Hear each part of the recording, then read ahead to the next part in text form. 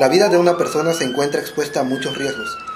Es por ello importante estar preparados y conocer algunos métodos para saber cómo actuar ante situaciones de gravedad y así ayudar a la recuperación de la persona perjudicada. Los casos más recurrentes son: un atragantamiento es cuando hay una obstrucción en la garganta por un cuerpo extraño.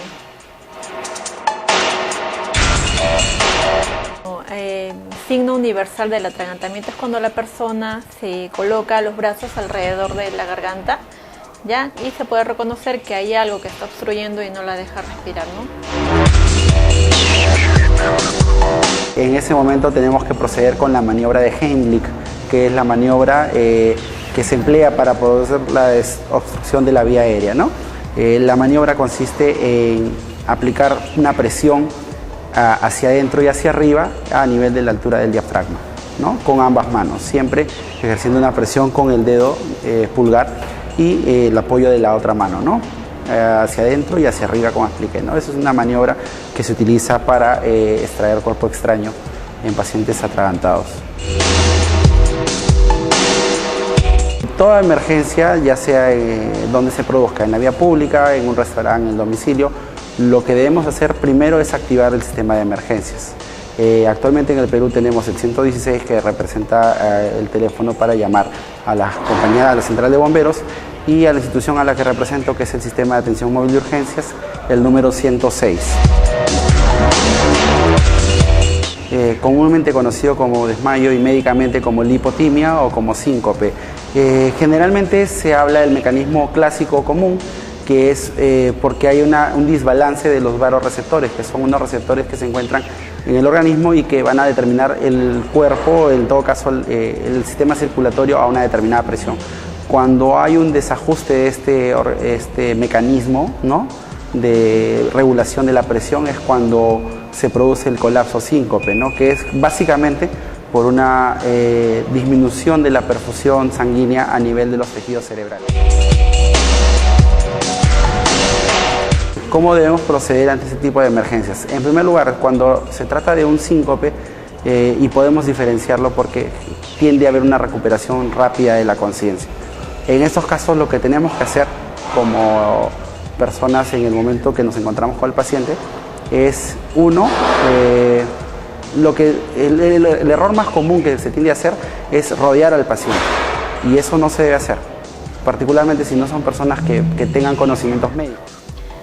Dejar a la persona recostada, levantarle los miembros inferiores, y luego eso ocurre para que haya mayor circulación y llegue mayor sangre al cerebro. Luego lateralizarle la cara por si es que se provoca un vómito o algo. Como otra medida de repente secundaria, si se trata solamente de un desmayo, se puede usar líquidos salinos, ya que esto aumenta la resistencia vascular periférica, lo cual también contribuye a una mejora de la circulación. Principalmente, lo más importante que se deben llevar es que siempre debemos proteger la vía aérea y asegurarnos que haya una buena oxigenación para que el paciente no se pueda ver comprometido más adelante. En este tipo de pacientes siempre hay que llamar a una unidad médica o, en todo caso, a la unidad de bomberos, ¿no?, ya que lo que aparentemente puede ser un desmayo inicialmente, o para el común de la gente, puede tratarse de otras patologías un poco más complicadas de manejar, problemas en pacientes diabéticos que son muy frecuentes, o de repente algún tipo de paro cardiorrespiratorio que amerita un tratamiento más agresivo, más avanzado. Siempre que haya un tipo de emergencia médica de esta índole, hay que notificar al sistema de atención de emergencias, ¿no?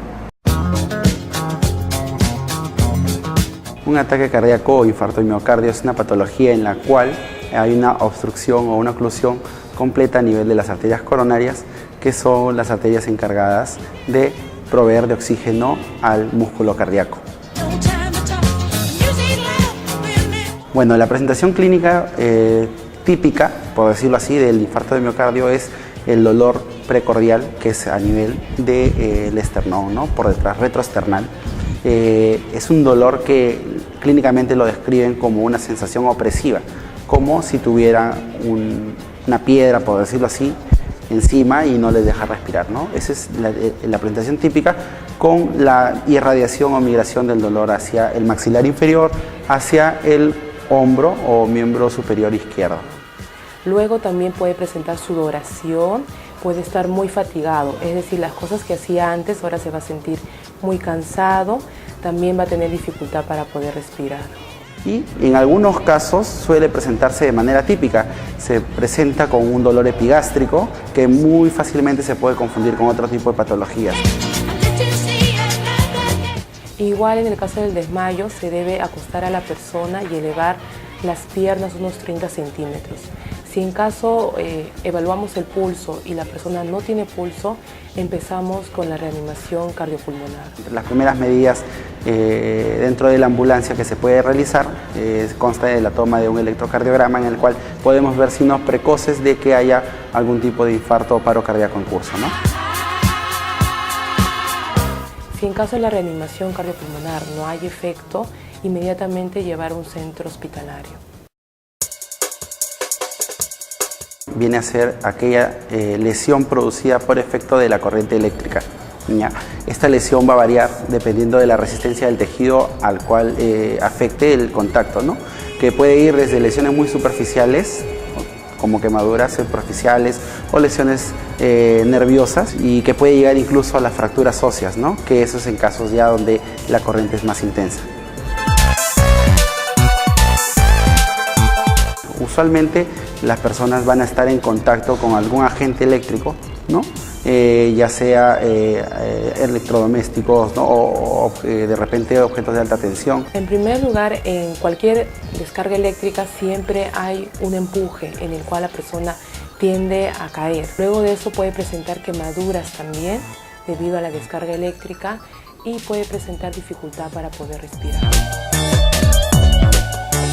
La primera medida que debemos hacer es cortar el flujo de corriente eléctrica. En este caso, si nos encontramos en un domicilio, básicamente es cortar el suministro de corriente eléctrica para cortar también el accidente, ¿no? En ese momento. Luego de eso debemos retirar a la persona de esa fuente, pero siempre y cuando protegiéndonos nosotros mismos, como ya sea mediante guantes, una madera, algo consistente, ¿no? En el cual no podamos tener contacto nosotros con la víctima, porque si no nos vamos a nosotros también electrocutar.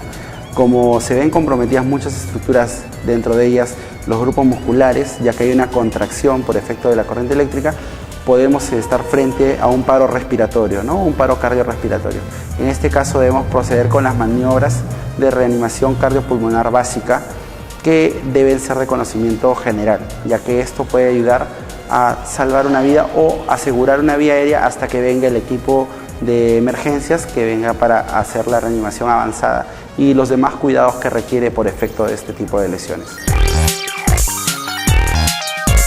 Primero, en la ambulancia asegurar la vía aérea, ya que es lo primero que debemos evaluar siempre ante un paciente por emergencia, sea de cualquier tipo, pero en este caso aún más, ¿no? Por las complicaciones respiratorias que ocasiona la misma corriente eléctrica. Asegurar una vía aérea adecuada. Si el paciente se encuentra inconsciente y en paro cardiorrespiratorio, como te mencioné, realizar las maniobras de reanimación cardiopulmonar básica y o avanzada dependiendo del equipo con el que se cuenta en el momento. Secundariamente, si tenemos un paciente que no está inconsciente, lo que tenemos que manejar son las complicaciones de esa quemadura, hacer el manejo inicial de las quemaduras, sean de primer grado o de segundo grado. También tenemos que ver si es que hay algún tipo de lesión ósea, ¿no? Lo cual ya debe ser derivado, ¿no? Y si es un paciente consciente y aparentemente sin ningún tipo de lesiones, tenemos que mantener ese paciente en observación por el riesgo de que haya una complicación cardíaca en las próximas horas, ¿no? Producto de este accidente. La quemadura viene a ser la acción directa de calor térmico, ya sea mediante fuego o algún objeto con una temperatura elevada sobre alguna parte del cuerpo. Porque hay un daño a nivel tisular, a nivel del tejido de la persona. Puede ser de primer grado si es solamente enrojecido y hay mucho dolor. De segundo grado cuando ya hay daño tisular, pérdida de tejido. Y de tercer grado es cuando hay ya un mayor daño y puede haber hasta visibilidad de los músculos. Sin embargo, en las quemaduras de tercer grado, que son quemaduras muy extensas y muy profundas, generalmente hay un proceso de calcinación de las estructuras, y esta calcinación no solamente compromete a las estructuras de la piel, sino también a las estructuras nerviosas. Paradójicamente, los pacientes con quemaduras de tercer grado son los que pueden tener menos dolor, porque la quemadura afecta tanto la parte nerviosa que el paciente deja de sentir el dolor precisamente por alguna alteración a nivel de los nervios superficiales, ¿no? Producto de la misma quemadura profunda. La primera medida que se debe tener en cuenta es el efecto de reducir la temperatura, y esto se debe hacer mediante la irrigación continua con agua, ¿no? Si es posible, agua normal, agua que uno puede abrir pues, alguno de los caños de la casa, irrigar continuamente, ¿no? Si es posible entre 30 minutos a 1 hora, ya que esto va a reducir considerablemente la cronificación y también la intensidad de las lesiones producto de la quemadura. Secundariamente a esta irrigación, si nos encontramos en casa, notificar el sistema de emergencias, y en este caso lo que debemos hacer es manejar las quemaduras mediante la aplicación de agentes que van a reducir las probabilidades de infección de la quemadura, así mismo como van a ayudar a la cicatrización más efectiva de estas lesiones. Hay que tener en cuenta que de acuerdo a la intensidad, a la proporción de las quemaduras en el cuerpo, una de las complicaciones que va a haber con mayor frecuencia es la pérdida de líquidos. Hay una deshidratación producto de las quemaduras. Entonces, en estos casos es conveniente una hidratación profusa de manera endovenosa, la cual se tiene que realizar de todas maneras mediante un personal calificado. Y en caso de una quemadura de tercer grado, lo que se debe hacer es retirar, si es posible, las prendas, pero si en caso observamos que están muy impregnadas, no se debe retirar. Tenemos que acudir a un centro médico para la valoración de las lesiones, el porcentaje de cuerpo que se encuentra afectado, y de acuerdo a eso también se establece un protocolo de atención del paciente y también se puede establecer un pronóstico, ¿no? Una fractura es una lesión en la cual hay una alteración a nivel de la superficie ósea debido al efecto de una fuerza externa que vence la resistencia ósea. Llámese, por ejemplo, caídas, impactos a gran magnitud, como por ejemplo atropellos, accidentes de tránsito, en los cuales la fuerza que inflige de manera externa vence la resistencia del tejido óseo y que produce la consecuente pérdida de continuidad de la superficie ósea, ¿no? Eso es lo que se conoce como fractura. La emergencia puede empezar desde el hecho de uno como espectador ver la escena, ¿no? Cómo se desarrolló la lesión, ¿no? En qué se encontraba haciendo el paciente, probablemente ya una lesión deportiva, de repente, o una caída de gran altura, ¿no? En primer lugar. En segundo lugar, podemos reconocer una fractura cuando hay una alteración, una irregularidad a nivel externo, ¿no? Si de repente vemos una irregularidad a nivel de la superficie, digámoslo así, del antebrazo o del brazo, entonces ya podemos estar ante la sospecha de una lesión de tipo fractura. Lo que debemos hacer en ese caso es inmovilizar la zona afectada, ya sea con maderas o materiales duros. Al inmovilizar al paciente reducimos que haya mayor lesión del órgano que en este caso está comprometido, y también tenemos que actuar rápidamente, ya que de acuerdo al tipo de fractura y a la intensidad de la lesión podemos tener también complicaciones más severas. Esto tiene que ser valorado por un equipo médico. Igual, si hay o no hay la presencia de síndrome compartimental, el paciente necesita ser referido a un establecimiento de salud que cuente con un servicio de rayos X o de radiografías para poder valorar si la estructura ósea está comprometida, en qué magnitud está comprometida, y de acuerdo a esto hacer el abordaje traumatológico correspondiente. Una hemorragia es una emergencia en la cual consiste en la presencia de fluido corporal sanguíneo a través de alguna estructura de nuestro organismo, ¿no? Las hemorragias pueden existir a diferentes niveles, desde hemorragias sencillas, como una hemorragia de repente gingival o una epistaxis, que es un sangrado nasal, hasta hemorragias más severas, como las hemorragias internas, ¿no? Producto de repente de algún proceso abdominal, una hemorragia torácica o una hemorragia uterina, ¿no? La emergencia se va a reconocer básicamente por la aparición del fluido corporal, ¿no? Del fluido sanguíneo. Esto puede acarrear una emergencia si es que el sangrado no se controla voluntariamente, ya que nuestro organismo tiene un sistema de coagulación que hace que cuando hay un proceso de este tipo actúen ciertas sustancias dentro de la sangre que forman una malla que cierra las soluciones de continuidad por las cuales emana la sangre. De no ser el caso, o de repente ser una hemorragia producto de una herida o de algún tipo de proceso muy extenso, va a haber un mayor compromiso del estado hemodinámico general del paciente, con la consecuente deshidratación, ¿no? El shock e incluso el coma, ¿no? De acuerdo al volumen de sangrado que se puede llegar a perder. En estos casos, dependiendo del tipo de hemorragia y de la localización, va a tener un manejo digamos diferente. Este tipo de patologías, si no conllevan un mayor riesgo de mortalidad, ¿no? Pueden ser manejadas en casa si, por ejemplo, se trata de un sangrado nasal, una epistaxis, ¿no?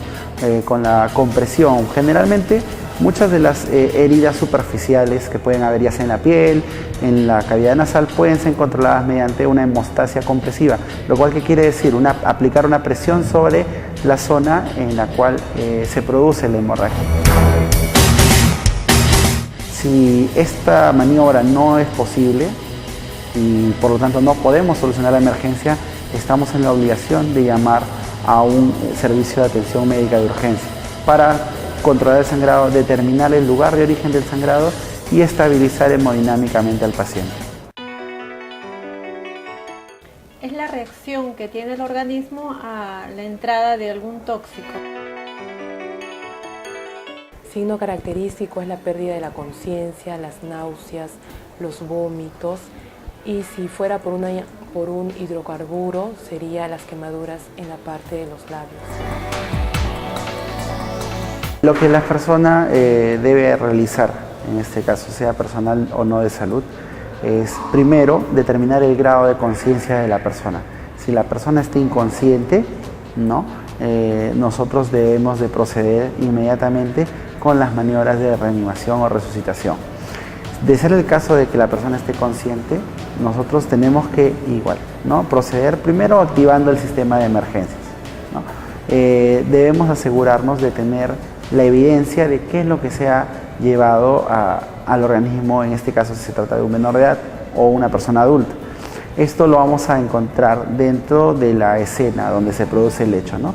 Si tenemos, por ejemplo, una ingesta de algún tipo de insecticida o de algún tipo de veneno para roedores, vamos a encontrar en la escena de todos modos la evidencia. Hay que guardar esto, ya que tenemos como personal de salud la obligación de determinar qué tipo de sustancia fue la que ingirió, y de acuerdo a qué sustancia fue la que se ingirió hay un abordaje distinto, ¿no? Ya sea para el caso del veneno, de repente proceder con un lavado gástrico de emergencia, proceder con medicamentos que se utilizan como antídotos, ¿no? Con el caso de los venenos para ratas o intoxicación por carbamatos, por ejemplo con el uso de medicamentos como la atropina, ¿no? Que es un medicamento que se utiliza por vía endovenosa, que es un antídoto que se utiliza para ese tipo de emergencias. Si es un paciente por ingesta de ácido, es otro tipo de manejo, ¿no? Ya que en estos pacientes no podemos forzar el vómito, ¿no? Porque esto puede conllevar a un mayor riesgo de daño a nivel del esófago. Entonces, a lo que voy es a lo siguiente, a que cada emergencia tiene un distinto enfoque.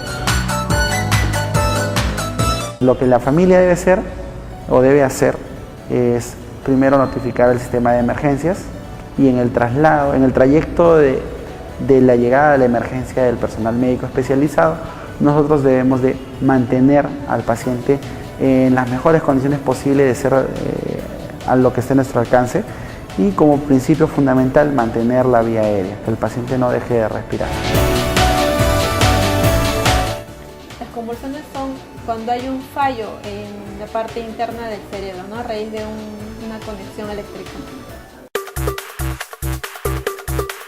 Una convulsión generalmente, clínicamente, lo definimos como una serie de movimientos que se conocen como tónico-clónicos, ya que hay un movimiento sostenido y rígido, ¿no?, de las partes del cuerpo, que puede ser parcial, puede ir desde el movimiento solamente de una mano o hasta un movimiento total, o que se conoce como crisis generalizada.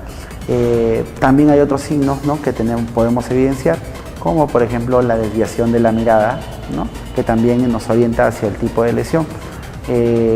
Lo que se conoce como preictal, que viene a ser la cadena de eventos que se producen antes de la convulsión. Vale decir por esto, el paciente refiere, bueno, antes de que me desmaye, porque ellos generalmente no pueden reconocer sus convulsiones porque ya están en un periodo de inconsciencia, pueden decirte, bueno, percibí un olor medio raro y después eso no me acuerdo, o vi un tipo de destello, oí algún tipo de ruido en particular, ¿no?, o simplemente me desvanecí, porque también existen un tipo de crisis convulsivas que se conocen como las crisis de ausencia, en las cuales no hay ningún tipo de movimiento y solamente hay un desvanecimiento. Lo que se hacía comúnmente en las emergencias y que está totalmente desaconsejado, generalmente las personas que desconocen cómo abordar al paciente, lo primero que hacían es colocarle un lapicero, colocarle algo para que no se muera, lo cual ya se desaconseja, ya que en ese tipo de pacientes, como están en una contracción sostenida, es digamos prácticamente inevitable que haya algún tipo de lesión, ¿no? Ahora, sí es cierto que puede haber algún tipo de aspiración, pero la aspiración va a venir no en el momento de la convulsión, sino después de la convulsión. En el momento de la convulsión, como hay una contracción generalizada de los músculos, la lengua es un músculo, ¿no? Entonces, en ese momento no hay un riesgo de que la lengua se desplace hacia atrás. En el momento del posictal o después de la convulsión, que el cuerpo entra en un estado de flacidez, si el paciente está en decúbito dorsal, el piso de la lengua puede ir hacia atrás y ocluir la vía respiratoria. Entonces, lo que se debe hacer es primero colocar al paciente en la posición conocida como posición de rescate o decúbito lateral izquierdo. En esta posición aseguramos que, uno, no va a haber una aspiración tanto de las secreciones que se van a producir al momento de la convulsión, y que después de la convulsión no va a haber una obstrucción de la vía aérea. Siempre, como en toda emergencia, la vía aérea es lo principal, ¿no?, y en los pacientes convulsivos con mayor razón. En caso no se estabilice en un tiempo de 15 a 10 minutos, llevar a un centro de salud más cercano. Es cuando no llega la suficiente cantidad de sangre con oxígeno al cerebro. Se reconoce mediante el hormigueo que siente la persona, ya sea en la cara, en el brazo o en la pierna. Tiene dificultad para poder hablar, dificultad para poder entender, pérdida del equilibrio, es decir, no puede caminar, y también tiene pulso muy acelerado. Si a raíz del derrame cerebral la persona tiende a desvanecerse o presentar un desmayo, ¿no?, acostarla y levantarle los miembros inferiores. Este tipo de pacientes requieren de todos modos una atención hospitalaria.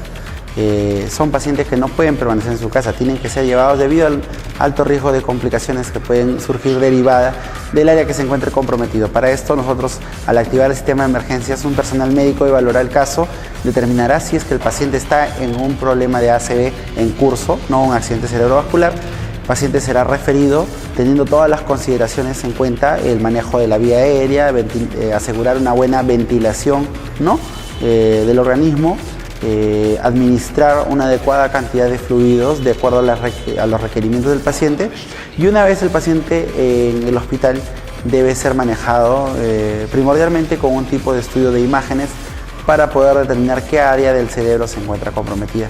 De acuerdo al tipo de área comprometida y al tipo de accidente que tenga, ya sea hemorrágico o isquémico, va a conllevar un tratamiento distinto, ¿no?, según sea el caso. Si nosotros queremos referirnos exclusivamente a la amenaza de parto prematuro o pretérmino, viene a ser el inicio de las contracciones antes de las 37 semanas de gestación. es cuando hay un cambio en cuanto a las contracciones. De lo que son débiles y espaciadas comienzan a ser fuertes, dolorosas y muy frecuentes. Aparte de eso, también hay rotura de la fuente, es decir, salida de líquido al exterior, y también cuando la madre o futura madre siente que la cabeza del bebé se está desprendiendo. Si tenemos un trabajo de parto en expulsivo, muchas veces este trabajo de parto no institucionalizado, vale decir en un vehículo particular, en el taxi, un vehículo policial, conlleva muchas complicaciones. En lo posible debemos tratar de evitar llegar a este extremo. Ahora, hay una cosa que es muy cierta, es muy poco el porcentaje de pacientes que tienen un trabajo de parto precipitado, que se llama, ¿no? El trabajo que es probablemente en lapso de una hora, hora y media. Generalmente un trabajo de parto normal tiene una duración de 8 a 12 horas, así que no podemos esperar a que la paciente esté en expulsivo para recién llevarla al hospital.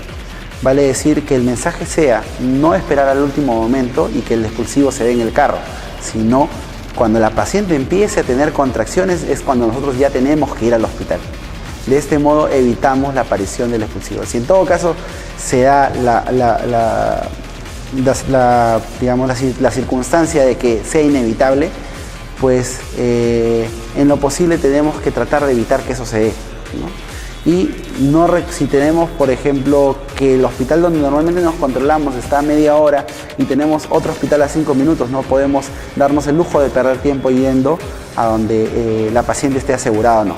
Si se trata de una situación de emergencia, por ley de emergencia, ningún hospital o establecimiento se puede negar a recibir una paciente, sea o no sea asegurada, pertenezca o no a esa institución. En estos tipos de casos tenemos que acudir al establecimiento de salud más cercano. Al presenciar un accidente es muy importante mantener la calma y actuar con prudencia. Con estos métodos es posible salvar una vida. Preparémonos, es importante.